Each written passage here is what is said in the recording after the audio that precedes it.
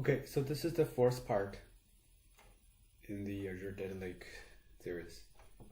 In this part, I'm going to talk about parameters.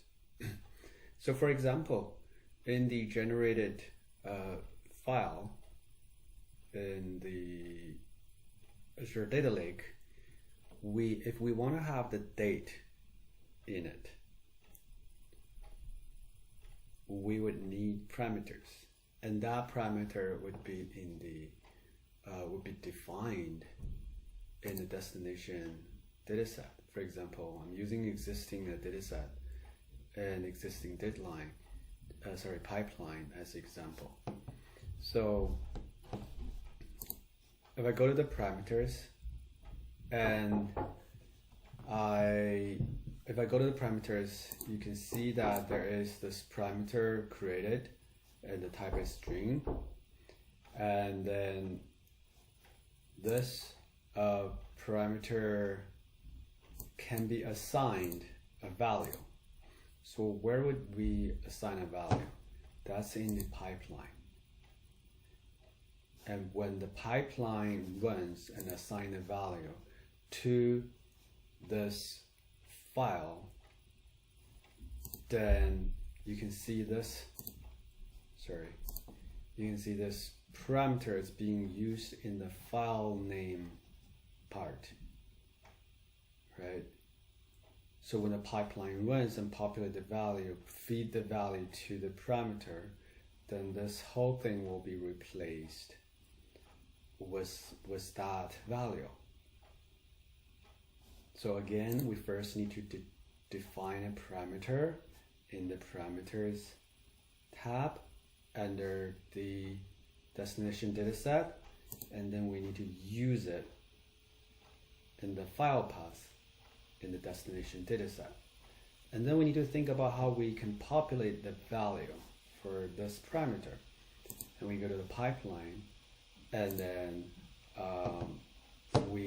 for example, we're going to see this one, and we go to sync. Sync is the dataset, it's the destination dataset, and you can see automatically it shows the parameter and it allows you to populate the parameter. So in this case, I want to make the file name a prefix plus a bunch of parameters and then .csv. So this bunch of parameters are using a function plus a pipeline parameter, which is a Windows start. Okay, this parameter is called Windows start. So what it's trying to do is trying to pull out the year part, and then put a dash. Sorry, changed it. And then it's trying to pull out the month part and put a dash, and then it's trying to pull out the day part and put a dash.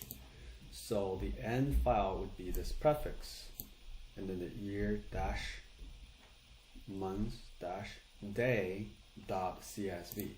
That's the end result. So the question now is, where do we define the pipeline parameter Windows start? That's when you click on the blank space here, and then you go to the parameter. See, when you click on here, you go to the parameter, you can see a Windows start, but the value is not populated. So then who's populating the Windows start? That's where the trigger comes in.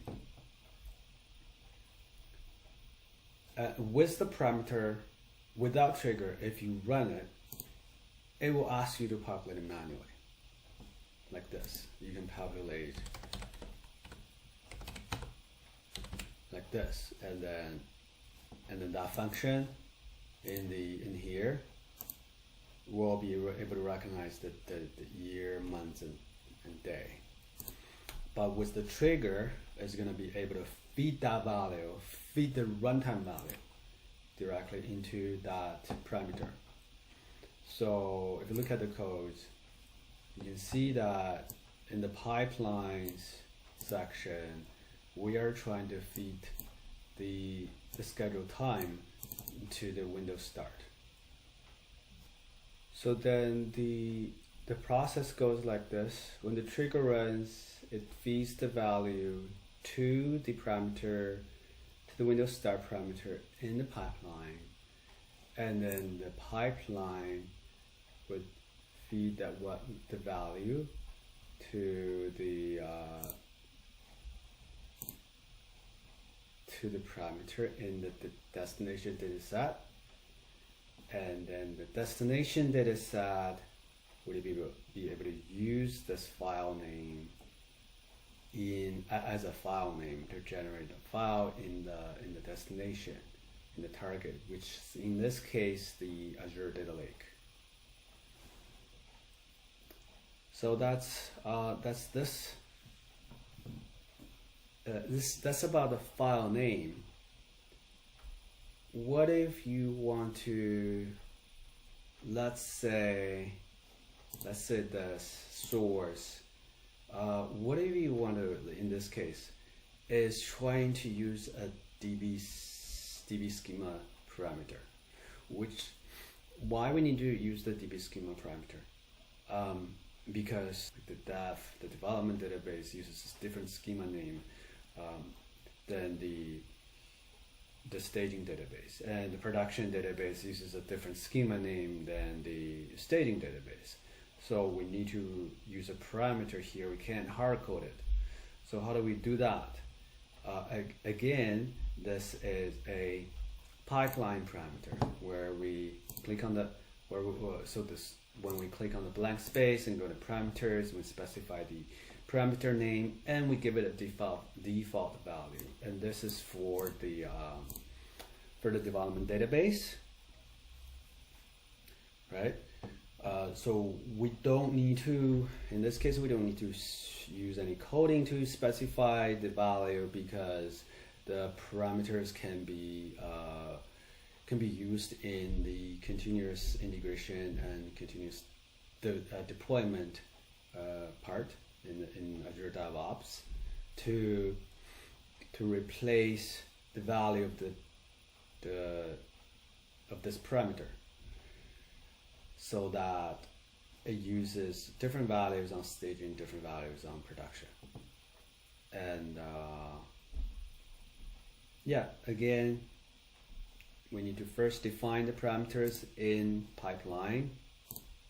So we click on the blank space, go to parameters, specify it, and then we use it in the place that we need to use it. Right here, in this case, it's in the query. Okay, so that's it. That's the fourth part in this Azure Data Factory series. Thank you.